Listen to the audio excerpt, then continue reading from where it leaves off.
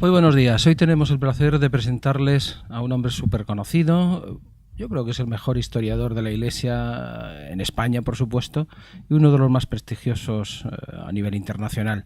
Juan Mari Laboa ha escrito decenas de libros de historia de la Iglesia y ahora nos sorprende con un libro especial que él llama Parábola, una especie de novela o una especie de parábola se titula, como ven, Jesús en Roma, el sueño de Benedicto XVI. Está editado por CAF, por la editorial CAF de los maristas. Una parábola, una novela, una mezcla. ¿Sabes? No es un libro de historia, obviamente, pero todos los datos son históricos. Aunque parezca raro a primera vista, los laicos, los obispos, los cardenales existen, todos son o amigos míos o les he conocido. Y las reacciones, por estrambóticas que parezcan, casi todas las he vivido yo. Entonces, no es un libro de historia porque introduzco mi reflexión, mis pensamientos, alguna licencia poética, pero tampoco es una novela propiamente. Por eso le llamo una parábola, en el sentido de que tiene para mucha significación, sobre todo para los creyentes, pero también para los no creyentes, me parece. Y no es pura fabulación. Está escrito antes de la renuncia de Benedicto XVI y tú anuncias con bastante antelación la renuncia de Benedicto, es decir, un libro profético, sí. Un autor profeta. Bueno, yo siempre he dicho que no soy mal historiador y soy un pésimo profeta. Pero es verdad que con este libro ha sucedido algo curioso. Está escrito bastante antes. Está entregado a las dos editoriales, la italiana y la española, como 2 meses antes de la renuncia de Benedicto XVI. Y de hecho el libro está en la calle pues al día siguiente, a los 2 días de esa renuncia. Y yo incluí alguna cosa, en alguna no me ha hecho caso él, pero en otras sí.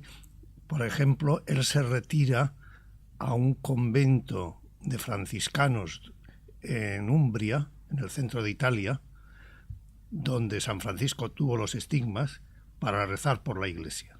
Incluso el modo de retirarse aparece aquí de alguna manera anticipado. Hay otras cosas que están anticipadas. Por ejemplo, me resultó curioso cuando Francisco de Asís llega a la Plaza de San Pedro, que no conocía, aunque él conocía Roma, pero no estaba esa Plaza de San Pedro. Al ver el Palacio Apostólico, le pregunta: ¿y esta casa grande qué es? Y le contesta Ignacio de Loyola, que va con ellos, con él y con Pedro. Le dice: ahí es donde vive el Papa. Y Francisco mira y dice: hombre, ahí caben bien 300 pobres. Papa Francisco, cuando al día siguiente de la elección le llevan a abrir la puerta, que está sellada, de su apartamento, entra y dice: aquí caben bien 300 personas. Quiere decir que hay reacciones curiosas que obviamente pues están fabuladas cuando escribo yo, pero luego resulta que no son tan imposibles, porque se están dando algunas de ellas. Algunas de ellas se están dando, porque lo que haces en el libro es traer a la actualidad a Jesús y a una serie de personajes históricos, me imagino que tus personajes preferidos, desde Tertuliano hasta Ignacio de Loyola, Francisco de Asís. Sí, sí. ¿Cuál es la intención? Bueno, la historia de esto es que a lo largo de 40 años de enseñar historia de la Iglesia, muchas veces me he preguntado: si Jesús viniera en carne y hueso, los creyentes pensamos que Jesús está en la Eucaristía, que Jesús está en los sagrarios, que Jesús está con los cristianos. Pero si viniera en carne y hueso, ¿qué reacción tendría al encontrarse con personas, instituciones, modos de vida dentro del cristianismo? La pregunta que se hace mucha gente cuando ve Roma. Exactamente. Y bueno, se podría ser cuando ves otros muchos sitios, pero vamos, Roma en concreto. Entonces, eso yo me he preguntado más de una vez, y empecé una vez escribí el primer capítulo, lo escribí a modo de prueba, ¿qué tal resultaría? Y poco a poco me ha ido saliendo. A diferencia de un libro más no digo más serio, porque yo creo que es un libro serio este también, pero un libro de historia, por ejemplo, yo no he hecho un índice ni un programa de cómo iba a ser el libro. Me fue saliendo. Según salía una situación, según salía un personaje, etcétera. Ha sido en ese sentido un libro interesante para mí porque ha resultado una especie de diálogo entre mi fe, mis conocimientos históricos, lo que pensaba que iban a decir esos apóstoles, esos santos, o el mismo Jesús, aunque Jesús naturalmente tenía un tratamiento siempre muy especial. Es que me sonó un poco aquellas obras de Henri Bessières, creo que el Papa Jacinto. Sí. En esa línea va, o en la línea que tú dices del sueño de Martini y de Hume, del cardenal, de los cardenales, ¿no? Sí, es decir, es otra manera. Yo este año hago a modo privado conmemoraciones del Vaticano II. Y es otra manera de conmemorar el Vaticano II al que está dedicado el libro. Es decir, ahí aparece una eclesiología y un modo de estar la Iglesia en el mundo. Y no me lo invento yo, todo está pedido, comentado en el Vaticano II. Es decir, no es ninguna de las afirmaciones, presentaciones, discusiones es inocente. Todo tiene un marco que es el Vaticano II. ¿Quiere decir que todas las interpelaciones que hace Jesús y los grandes personajes, Francisco, Ignacio, etcétera, están basadas en el Vaticano II? Hombre, yo creo que el Vaticano II está basado en lo que creemos que quería Jesús y afirmaba Jesús. Claro está. Yo no digo que Jesús se base en el Vaticano II porque no tendría sentido, pero sí que creo que la imagen, el proyecto, la idea del Vaticano II de comunidad cristiana, de eclesiología, del poder, etcétera, etcétera, está en el Vaticano II y es evangélico. ¿Qué hace Jesús ante el Vaticano? ¿Se escandaliza? ¿Se horroriza? ¿Dice, bueno, pues tenía que ser así? No, el Vaticano, Jesús no aparece en el Vaticano. No llega ahí. No llega. Eso es lo que provoca en los cardenales un desconcierto grande, un malestar en algunos, y en Benedicto XVI la conciencia de que algo no va bien y que si quieren encontrarse con Jesús tienen que ir a la periferia y empezar a rezar en un convento de las Hermanitas de Foucault. Hay un juego que a mí me ha sido necesario. Yo no quería poner, porque no me atrevo, palabras de Jesús, palabras en los labios de Jesús. El mínimo posible. Y cuando es el mínimo posible son palabras del Evangelio. Entonces, lo que yo he planteado es que el encuentro con Jesús, del Papa, de los fieles, de los religiosos, el encuentro con Jesús provoca en cada personaje, no necesita que le hable, ya sabemos lo que él quiere, provoca en cada personaje inmediatamente un examen de conciencia, qué estoy haciendo yo, cómo estoy portándome yo, y una reacción. Por ejemplo, hay una escena que a mí especialmente, algunas veces he disfrutado escribiendo, una escena curiosa. La primera vez que se enteran de que Jesús ha aparecido en una parroquia de la periferia de Roma, el Papa convoca inmediatamente a los cardenales. Y en la sala del consistorio, en la preciosa sala del consistorio, está el Papa a la cabeza de la mesa, los cardenales de púrpura todos alrededor de la mesa. Y ahí es donde demuestran su desconcierto, su malestar, y se notan las distintas posturas, etc.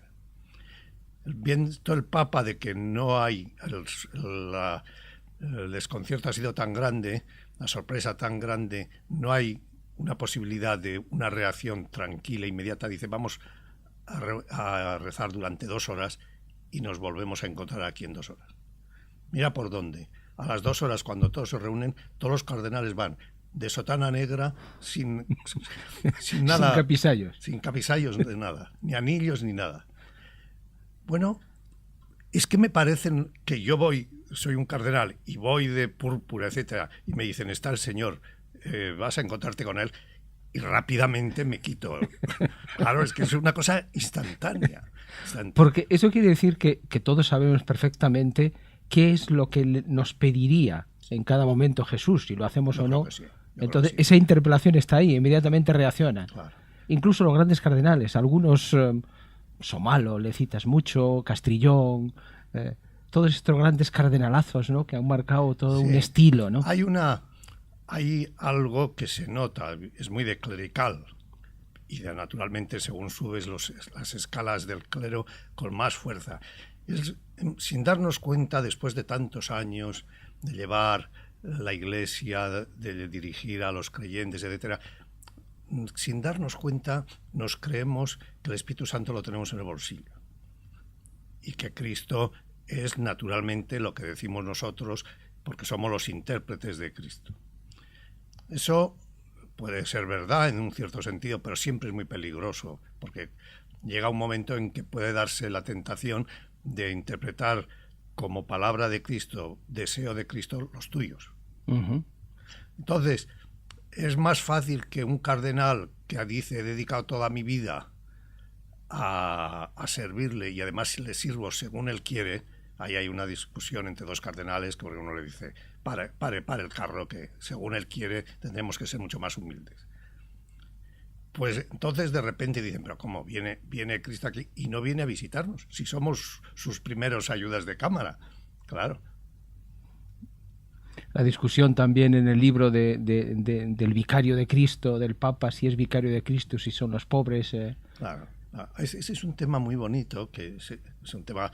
Yo no soy eclesiólogo, especialista en eclesiología, pero bueno, me he dedicado tantos años a la historia y este tema está apareciendo ahora, con la cesión de Benedicto XVI y con el nuevo Papa. El tema de vicario de Cristo es una denominación muy antigua, que se daba primero a todos los pobres. O sea, la verdadera imagen de Cristo eran los pobres, siguiéndole a Cristo, con el que se identifica en su parábola. Y luego, todos los sacerdotes se llamaban vicario de Cristo porque ellos celebraban la Eucaristía y en ese sentido. El Papa la asume como propio título. Naturalmente, cuando se decía los pobres son vicarios de Cristo, no se decía que ellos eran Cristo. Era un título parabólico en cierto sentido. Mientras que, sin darnos cuenta, desde hace unos siglos, vicario de Cristo parece que Cristo es el sucesor de Cristo. De hecho, ese equívoco existe en gente, y en el libro aparece que un cardenal dice, pero santidad, vos sois el sucesor de Cristo. Y otro cardenal, un cardenal espléndido, Silvestrini, le dice, eminencia, tenga sentido común, Cristo no tiene sucesores. Vale. Entonces, son títulos que han respondido a épocas que han tenido una interpretación mucho más baja, más común, durante siglos. Los pobres, los sacerdotes, el mismo Papa es vicario de Cristo en ese sentido elemental de representación, una cierta representación, y que ahora se le toma de una manera casi literal, y ahí empieza a ser peligroso. Porque estamos al borde de la papolatría. Claro, a mí cuando me dicen de la ingenuidad, pero la ingenuidad, que es sanísima como virtud humana, si lo pasas a la teología es peligrosa. Me dijo un hombre, y muchas personas lo han dicho, pero ¿cómo va a dimitir el Papa si lo ha elegido directamente Cristo? Pues esa idea ha existido. Claro, cuando tú dices, hombre, tan simple no es, porque el Papa no el Espíritu Santo no ha elegido a tantos papas como ha habido indignos. Entonces, el que elige solo unos y los otros no elige. Pero eso nos pasa a nosotros en temas como son siempre tan fluidos como son los espirituales y religiosos. Cuando pasas de un planteamiento al extremo, pues ahí ya haces agua. Porque además esos clichés funcionan muy bien porque funcionan a nivel mediático. Los periodistas utilizamos esos clichés continuamente porque venden muy bien, ejemplifican muy bien y después calan en las bases, en la gente sencilla, en la gente humilde. Y dice, claro, el Papa es vicario de Cristo, ¿cómo lo va a ser? Exactamente. Y ponte tú a explicarle que bueno, que hay que matizarlo, ¿no? Exactamente. ¿Qué te iba a decir? ¿El libro corre riesgo de ser tan llamado iconoclasta o de ser siempre cuando abordamos estos temas dicen, oh, eso es demagogia, eso no sé qué, hay que tener mucho cuidado porque... A este libro le ha tocado la Virgen de Lourdes en un cierto sentido. El libro cuando sale, ya sale ya cuando ya el Papa ha anunciado, pero el libro sale un mes antes que nadie sospechaba que un papa podía dimitir. Y en el libro, no un papa Silvestro o Jacinto, Benedicto XVI dimite. Y dimite porque se da cuenta de que no puede, hay algo que va mal, en el que Cristo no vaya al Vaticano para Benedicto XVI, que es un hombre perspicaz, pues es un indicio claro de que el Vaticano no le iba a Cristo, tal como estaba. Cuando él decide, a él que durante su pontificado le han añadido tantos trapos, tantas puntillas y tantas cosas, cuando él decide simplificar, ir con sotana negra a ver a Cristo, etcétera, etcétera, yo estoy diciendo que toda esa tramoya que existe pues no funciona. Él dimite y se va del Vaticano, pero antes de dimitir, Benedicto XVI toma una serie de medidas fuertísimas que son las de Vaticano II. ¿Y esas medidas cuáles son? Un consejo, un sínodo permanente junto a él para gobernar la Iglesia, un laicado mucho más presente, etcétera, etcétera. Entonces, eso cuando sale, si no se hubiese dado la dimisión de Benedicto XVI y la llegada del Papa Francisco, hubiese sido por muchos considerado este es un libro intolerable. Te hubiesen colgado en la hoguera, más de lo que te tienen colgado. Sí. Algo de eso, está claro. Claro, ¿qué sucede? Que al poco tiempo dimite, decide ir a rezar y retirarse. Viene un papa que dice en el primer día a los periodistas cómo me gustaría una iglesia pobre y de los pobres. Convoca 8 cardenales, aunque la mayoría de los periodistas no han dicho, los cardenales, el grupo de cardenales a los que ha convocado, su labor fundamental y primera no es la reforma de la curia, sino el ayudarle a gobernar la iglesia. Eso ningún papa en la historia ha pedido. El consistorio era una ayuda, sí, pero de consejo. Este dice, la noticia es, ha convocado a un grupo de cardenales para ayudarle a... Eso es lo que aparece aquí. Entonces, toda la carga revolucionaria, de alguna manera, ha desaparecido en este libro. Y se ha convertido, pues, no digo profético, porque eso me parece una gansada, pero sí en portavoz de la opinión y del deseo de muchísimos cristianos. Porque había un deseo muy fuerte, ¿no? Tanto en las bases. A mí lo que me ha sorprendido es que ese deseo de las bases lo recoge la cúpula. Es decir, los 115 cardenales nombrados. Siempre decíamos, no puede haber cambio porque los cardenales están nombrados por Benedicto XVI, por Juan Pablo II, y por lo tanto van a elegir más de lo mismo. Y sin embargo se produce esa ruptura espectacular, ¿no? ¿A qué se debe eso? Bueno, yo creo que hay varios motivos. Hay un motivo que no es perverso por nuestra parte comentarlo, sino creo que es auténtico. Hay un motivo en una sociedad tan vertical, tan centralizada, y además no es vertical centralizada como puede ser en un gobierno de una nación, sino con una razón espiritual fuerte de esa centralización y de esa obediencia, como la Iglesia. Cualquier movimiento del Papa, introducción de una costumbre del Papa, etcétera, a modo de cascada llega a toda la Iglesia y se acepta. Podrá haber unos con más reticencia, etcétera, pero la Iglesia como Iglesia lo acepta. ¿Quiere decir que todos están de acuerdo? Pues seguramente no. Pero unos no les cuesta cambiar, o no, otros les cuesta, pero lo obedecen, etcétera, etcétera. Los cardenales, con más razón todavía. Los cardenales nombran al arzobispo de Tombuctú o el arzobispo de La Paz, etcétera. Son cardenales que viven en una situación que no es la romana, que no es la italiana, que no es la europea. O imponen eso. ¿Quiere decir que les gusta? Yo he visto en Italia, en América, en Panamá, en Centroamérica, en distintos países, está impuesto ya desde hace unos meses la fórmula de consagración que impuso Benedicto XVI pro multis, es decir, eso de la consagración de que Jesús ha muerto por muchos. En latín siempre ha sido así. Desde el Vaticano II la traducción a los idiomas fue por todos, que es la que decimos en la consagración, por todos los hombres. En América, donde esto se impone y se obedece enseguida, muchos les costó mucho cambiar, porque les parecía que era algo, un volver a otras épocas, etcétera, etcétera. Estoy seguro de que hoy en todas partes se está diciendo por todos los hombres. Es decir, cuando muere un cardenal, cuando en una diócesis donde está muy centralizado, cuando muere un papa con todo su prestigio, aparecen con espontaneidad las voces reales.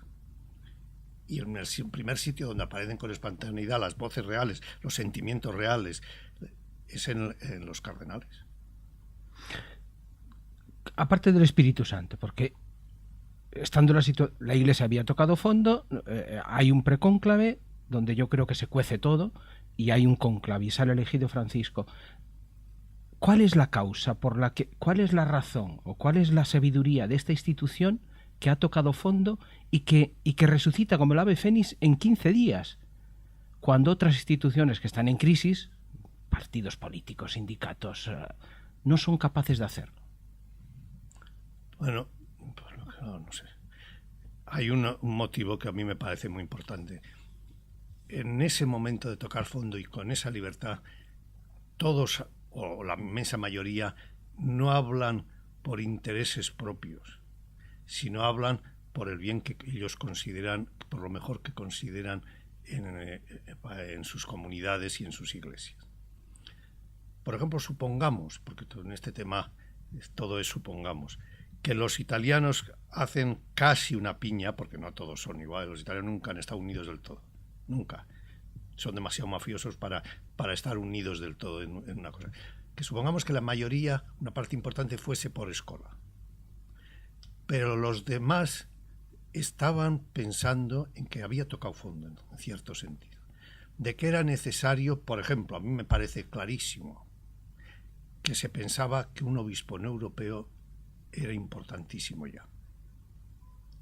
Porque aquí los europeos podemos ser abiertos o no, y podemos ser incluso revolucionarios, pero no tenemos el sentimiento del tercer mundo, de la pobreza vivida, de la ignorancia, de un cristianismo popular extendidísimo en todas partes, etc. Nosotros somos mucho más intelectuales, mucho más exquisitos, todos en Europa. Era necesario un papa no europeo, fuese quien fuese. Y eso cambiaba, y lo hemos visto. El jesuita Bergoglio pudo ser muy conservador y será muy conservador. Pudo ser muy duro cuando era provincial, pues tal vez, en fin, las cosas que se comentan. Pero él, como obispo, veía y fue muy sensible a un pueblo, incluso el argentino, un pueblo pobre muchas veces, necesitado, con ansia de una cercanía religiosa, etcétera, etcétera. Eso los cardenales se ve que pidieron mucho, y aunque el 80% de los creyentes no está en Europa, solo tienen el 50% de cardenales. Solo tienen. Pero debió de ser tan claro, se debió de hablar tan claro, que hubo una especie de vuelta a decir, efectivamente, hoy es necesario eso. Basta ver, yo me estoy preguntando, seguramente tú también muchas veces, bueno, ¿por qué, por una parte, a la gente más sencilla, a la gente que está más fuera de la iglesia o en el linde, le ha caído bien? Yo tengo muchos amigos, profesores de las distintas facultades, que hemos sido amigos toda la vida y sabiendo cada uno quién era, y que apenas tocábamos el tema y tal. Y ahora que te hablan con toda naturalidad, este papa es majo, este papa sí, vale la pena, este papa tal. Tú dices, ¿por qué será? No ha hecho casi nada hasta ahora. Pero cada gesto que ha hecho da la posibilidad de una iglesia más sencilla, abandonando toda la prosopopeya, ya veremos, porque es muy difícil abandonarla, pero en fin, toda la prosopopeya del Renacimiento. Es la única monarquía que guarda las formas de la monarquía absoluta. Ni la española, ni la holandesa, ni nadie guarda. Y aquí sí.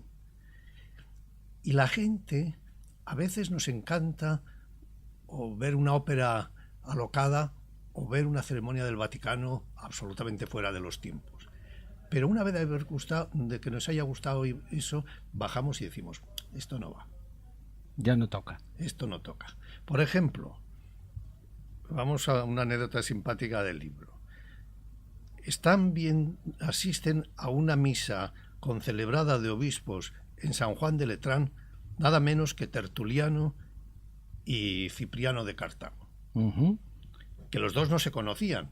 Eran africanos los dos, pero no se conocían. Pero se conocen en Roma en mi libro.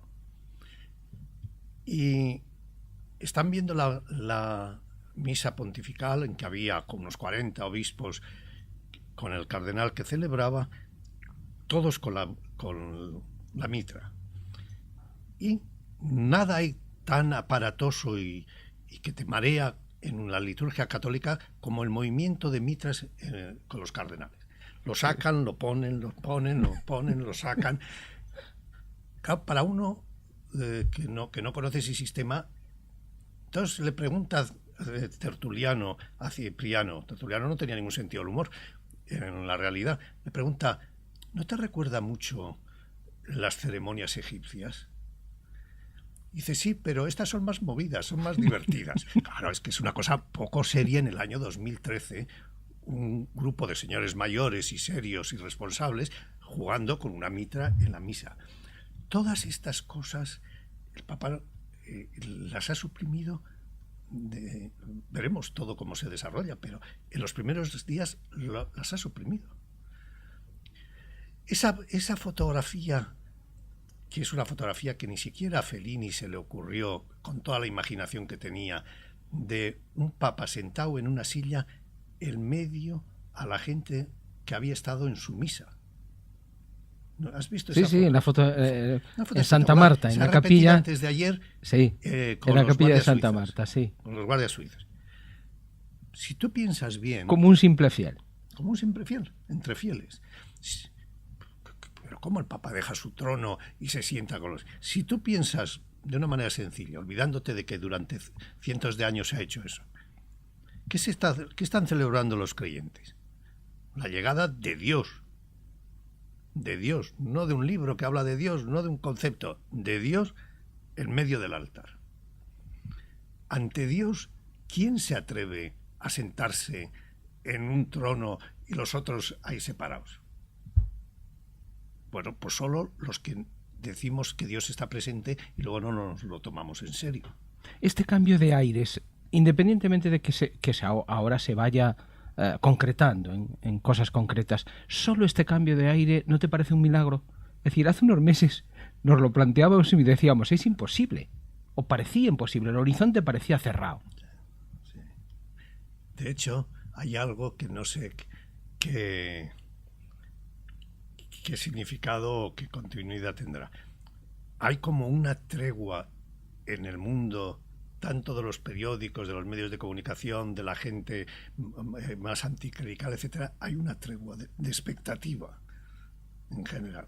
Es decir, nos hemos olvidado en esta tregua de la pederastia, del Batilix, del IOR, de no sé qué y de no sé cuántos. ¿Por qué? Porque estamos todos como diciendo, hombre, por primera vez hay una posibilidad de un cambio. Y quiero insistir, porque me parece importante, y yo he insistido mucho en el libro aquí, el cambio no está en una persona, a lo mejor en una determinación o tal, que tendrá que haber de todo.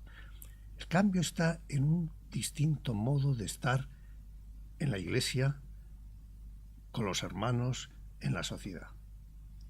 El cambio, por eso para mí la fotografía del Papa tranquilamente sentado con la gente normal o con los guardias suizos en el mismo banco tiene mucho más fuerza de lo que es la fotografía, sino una sociedad mucho más de hermanos. Estamos hablando continuamente de hermanos, pero inmediatamente se mantienen que eso tiene que llevar a gobernar también.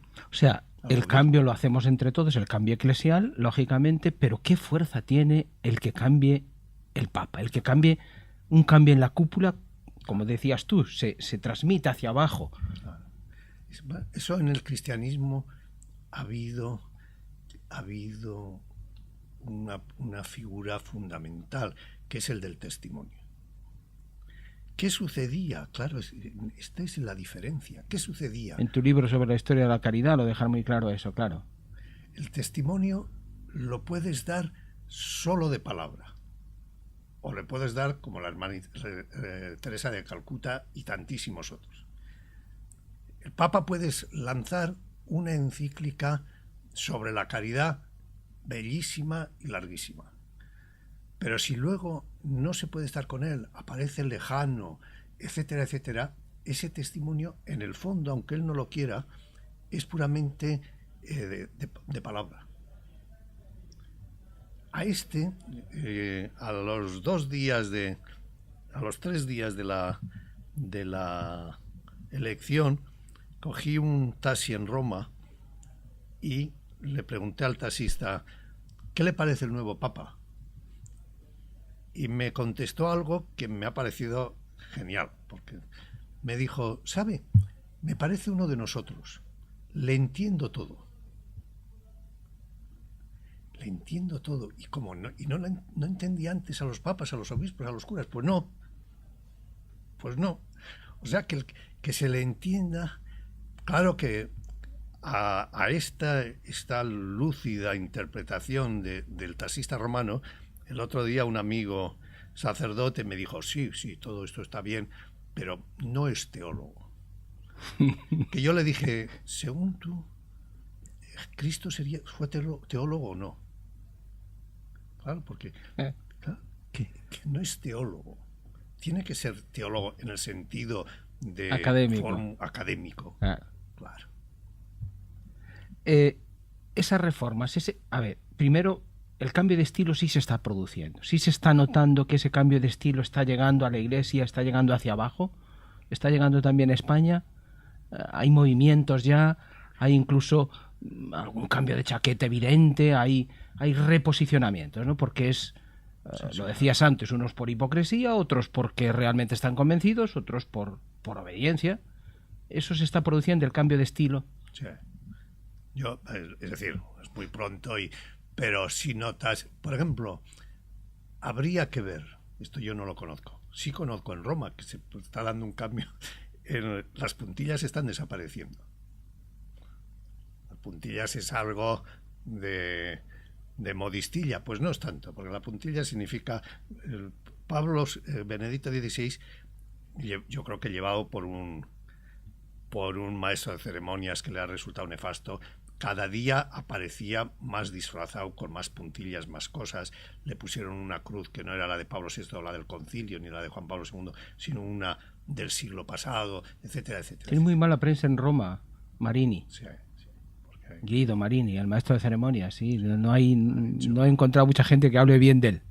Entonces, eso se notará, pero yo creo, pero estoy notando muy, muy superficialmente todavía, que notas que gente que hasta ayer estaba pontificando con toda seguridad sobre aspectos absolutamente circunstanciales, ahora de repente muestran mucho más prudencia, mucha más prudencia. Hay gente que ha mandado hasta ayer inmensamente, empieza a darse por desamortizada. Es decir, sí hay una idea de que esto está cambiando. Claro, los cambios en una institución como la nuestra, que eso no se puede olvidar y no se puede ser ingenuo, 1.000 millones de personas, 5.000 curas, 5.000 obispos, 200.000 curas, 600.000 monjas, etcétera, y 1.200 millones de personas. Pensar que los cambios estructurales se van a dar ni siquiera en este pontificado, yo creo que eso es una lo que sí parece evidente es que entramos en un ciclo reformista, reformador. Es decir, hemos pasado 35 años de un ciclo conservador y el péndulo al menos vuelve un poco al centro, ¿no? Sí, sin duda, sin duda. Que en eso es también maestra la institución, en saber combinar esos ciclos. Claro, porque es una institución mucho más plural de lo que aparece, en todos los niveles. Entonces, y luego son temas, es más, bueno, hay intereses propios, cómo no va a haber, pero muchas veces no son intereses, es simplemente la cerrazón, es por motivos teológicos o que se creen teológicos. Cuando de repente el quien puede decirlo te mueve, por ejemplo, un tema que es un tema precioso. La última interpretación de Benedicto XVI del concilio, que es 2 días antes de marcharse, reúne a los sacerdotes romanos y tiene 45 minutos que me dejó atónito. Abbraccio, además, como dicen los italianos. No tenía una nota, las gafas tenía. Lo vi. Fue una presentación preciosa del Vaticano II. Preciosa. Pero al final volvió a una idea que era muy suya, que tiene muchas consecuencias, diciendo, hubo 2 concilios, uno el de la fe y otro el de los periódicos. El de los periódicos, que no era de la fe, tuvo mucha fuerza y llegó a decir literalmente, y consiguió este segundo concilio el vaciamiento de los seminarios, de los noviciados, etcétera, etcétera. Es decir, en Benedicto XVI, que tiene la historia que tiene, hay claramente, y eso no se ha notado desde que era cardenal, en eso habló claro lo que pensaba siempre, un recelo del Vaticano II fuerte en cuanto a sus consecuencias. Y eso se notó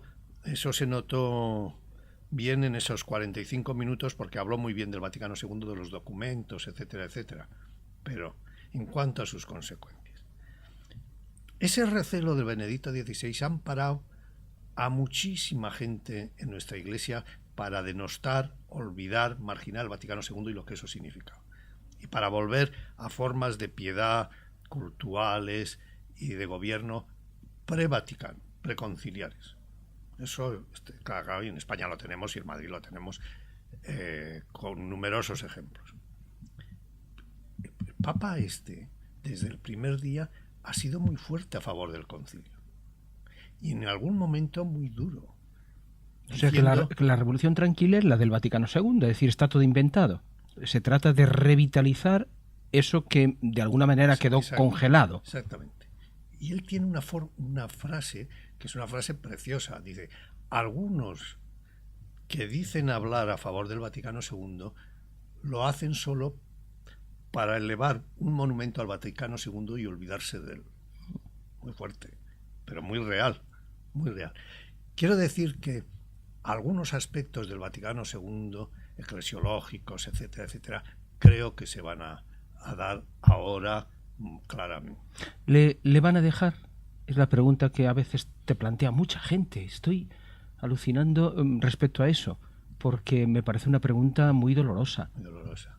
Muy dolorosa. Bueno, eso ha pasado, eso sabiendo la historia, con los grandes reyes, con los grandes políticos. Ha muerto ahora en Italia Andreotti. Andreotti es una de las figuras políticas más sugerentes del siglo XX, ya porque ya el XXI le coge mayor. Ha muerto con 94 años, me parece. Andreotti es secretario nada menos que de Gasperi, que es el creador realmente de la República Italiana. De Gasperi es una personalidad espléndida, un gran católico, un político excepcional, de una honradez enorme, crea la democracia cristiana. A De Gasperi, en un momento de su lucidez, de su desarrollo más pleno, etcétera, el partido le corta y le quita. A la Thatcher el partido le quita. Al Papa no le puede quitar el partido, es decir, la curia, pero le puede hacer la vida imposible. Eso, en cierto sentido, es verdad. ¿Por qué? Porque es un mastodonte. Y el Papa es una persona. ¿Qué hace? ¿Sale a la plaza a dar gritos? Por eso es muy importante dos medidas de las que se está hablando en el ámbito en público, del ámbito de la curia. Ese cambio de curia. De la curia se está hablando mal desde hace 700 años. O sea, sí, siempre se ha hablado mal. Como de cualquier administración central, pero de la curia. Estos últimos años eran terribles. ¿Cómo? Que estos últimos años eran tremendos, eran saltándose tremendos. Las conferencias episcopales, saltándose directamente las acusaciones que llegaban, a las que se respondía.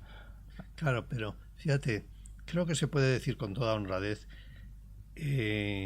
hemos vivido 15 años sin gobierno de la Iglesia. Los últimos 5 años de Juan Pablo II habrá dado una imagen de santidad y de aceptación del dolor espléndida. No gobernó la Iglesia. Benedicto XVI, y eso se podía intuir, porque él estuvo 23 años en la curia y no le importó la curia. Él se dedicó a la labor que le había encomendado el Papa, fue un gran inquisidor, en el sentido no necesariamente peyorativo del término, no gobernó la Iglesia. La Iglesia, como las grandes sociedades, cuando hay ausencia de poder, otro puede. Uh-huh. No se queda sin poder. Horror vacui. Horror vacui. Exactamente. Entonces, ha gobernado alguna parte de la curia y ha habido los enfrentamientos, etcétera. ¿Qué necesita este hombre que viene de Buenos Aires, que no sabe mucho de la curia seguramente, aunque sabrá algo? Pero, bueno, pues 10 personas de mucha categoría, en las que él confíe, que conozcan la situación, que se sintonicen con él. Eso es importantísimo, esa es la elección. Es muy importante, de nuevo, los cardenales, el grupo de cardenales. ¿Por qué? Porque eso va a representar, estoy seguro, y ya veremos cómo ahí va a haber organismos, la presencia de la voz de las iglesias en Roma. O sea, va a haber una especie de descentralización. Claro. Eso a mí me parece, por el hecho de nombrar ese pequeño sínodo permanente, es para estar y hablar. Y ese pequeño sínodo de 9 cardenales puede convertirse en algo más estable, que es lo que quería el Vaticano II. El sínodo de obispos. Claro. Que quedó meramente consultivo y nunca llegó a ser deliberativo. Exacto. Esos cambios, ¿cómo se van a notar en España? ¿En qué los vamos a notar? ¿Va a haber otro tipo de obispo, por ejemplo, en los nombramientos, en la sucesión en Madrid y en Barcelona? ¿Eso se va a ir notando ya? Claro. ¿Quién lo sabe?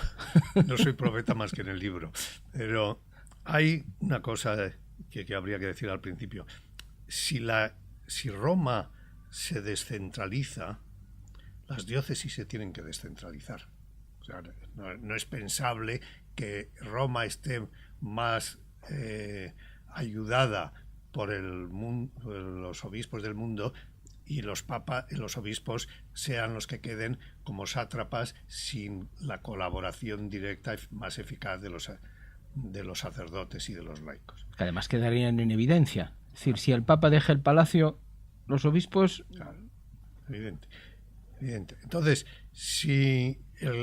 pero está ya la institución, que está el Consejo Presbiteral. La elección de los obispos. Hombre, aquí ha habido una anomalía durante muchos años, y es que Roma ha influido menos de lo habitual en la elección de los obispos españoles. Nombraba a Roma, pero no influía tanto. Nosotros estamos siempre en un juego que no sabemos qué es mejor, porque va de un extremo a otro. Cuando nombra Roma, decimos es un desastre porque Roma no conoce. No conoce. Pero cuando Roma nombra a alguien de España, decimos es un peor desastre todavía, porque ¿cómo llegar a un equilibrio? Hay, una vez más, tiene que haber más participación en los obispos, en la elección de obispos. ¿Cómo? Hombre, como ha habido hasta ahora, que es a través solo de una persona y tal, no es posible. No es bueno. Más participación de los obispos en el nombramiento. Eso está pedido por el Vaticano II. Más participación incluso del nuncio, al menos en España. Por supuesto. Claro. Por supuesto. El nuncio ya está empezando otra vez a ejercer más de nuncio. Sí. Sí. Solo. O sea que en eso también ya se nota. Con lo poco que ha pasado. Pero, en la última plenaria se notó un poco esa. Notaste, ¿no? Sí. En el discurso del nuncio ya se podía entrever ese tipo de tendencia, sí, claro. Sí, es lógico, porque este nuncio da la impresión de que no está muy respaldado durante años, y entonces ha hecho poco, y el anterior también. Y ahora se sentirá, sin que a lo mejor le haya venido ni una frase, pero se sentirá ya más respaldado por lo que está sucediendo. Hay primavera, o hay revolución tranquila, o hay aires nuevos. Eso es real, ¿no? Sí. Es decir, claro, todas estas fórmulas de primavera, etcétera, son más nos gustan mucho a los periodistas más... también, claro, para adornar un poco la realidad. Pero yo diría que la fuerza de este Papa en ese cambio, yo lo digo sin saber, pero todos intuimos, está en todo lo que se dijo en las reuniones cardenalicias. Ahí se debió de decir de todo.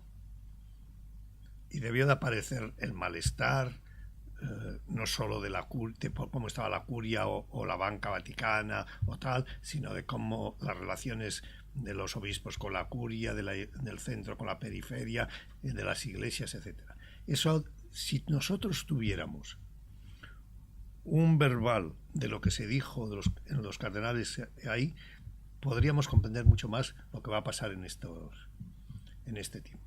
Porque eso significa que ahí es donde empieza la revolución, claro. Ahí donde los cardenales... Desde mi punto de vista, sin duda. Y ahí es donde se consagra también Bergoglio, según parece, con aquel discursito de 3-4 minutos sobre la autorreferencialidad de la Iglesia, que no podía ser, etcétera. Sí. ¿Cómo prevés que vaya la cosa eclesiástica? No, el Papa tiene 76 años, que son muchos. ¿Cuántos años operativos, digamos? 5 años, pues, decían en Roma. Yo creo que una de las grandes consecuencias del acto de Benedicto XVI es que desde el Papa a todos nosotros ya no nos importa tanto que tenga 76, porque en 5 años, en 6 años, puede hacer muchas cosas. Claro que Benedicto le puso fecha de caducidad al papado también. Es decir, ya no nos sorprenderá que otro renuncie. Claro, exactamente. Eso, cualquier papa que vaya ahora va con la idea de que eso, cuando no tenga fuerzas, cuando ya vea que y tal, lo puede dejar tranquilamente y pasar a otro. Lo de la vida religiosa me gusta mucho, eso de que manden durante 6 o 12 años y vuelvan a la base, como un fraile normal. Eso podría ser, sin un obispo, por 10 años, 15 años. Eso yo tengo que confesar que el único enfrentamiento que he tenido con 2 cardenales, bueno, yo era un crío, recién ordenado sacerdote, y 2 cardenales que eran muy amigos de la familia, italianos. Y a mí se me ocurrió decir que 2 cosas que les dejó escandalizados, y bueno, estoy hablando de hace 40 años, claro. Les dije que el cardenalato debía de ser ad tempus. Es decir, tú eres arzobispo de Barcelona, eres cardenal. En el día que dejas la diócesis, dejas de ser cardenal. Uh-huh. Primera cosa. Y segundo, que el poder admitir un episcopado y un sacerdocio ad tempus. Es decir, todos sabemos que la ordenación imprime carácter. Muy bien. Pero eso no quiere decir como consecuencia que tengas que ejercer como sacerdote o como obispo hasta que mueras. De hecho, los obispos ya a los 75 años lo dejan. Podría, y esto sobre todo en momentos más de dificultad, de falta de vocaciones, etcétera. ¿Por qué no decir a un joven, a un hombre maduro, tú vas a ser sacerdote durante 6 años de tu vida y te dedicas a la comunidad, etcétera, y luego te agradecemos los servicios prestados. Incluso te agradecemos los servicios prestados en el sentido de que si has dejado un trabajo, la comunidad buscará un sistema. Eso podría ser. El episcopado es más difícil, pero tampoco es imposible. Quiero decir que el ad tempus, con el pontificado, al abandonar Benedicto XVI, ha roto con el tabú del tiempo. Uh-huh. ¿Por qué ha roto con el tabú del tiempo? Porque la comunidad cristiana, me parece, había casi identificado la sacralidad de la persona con la perennidad de su cargo. Pensemos una cosa. Es algo que explicas muy bien en el libro también, ¿no? El obispo hasta el final. El papa hasta el final.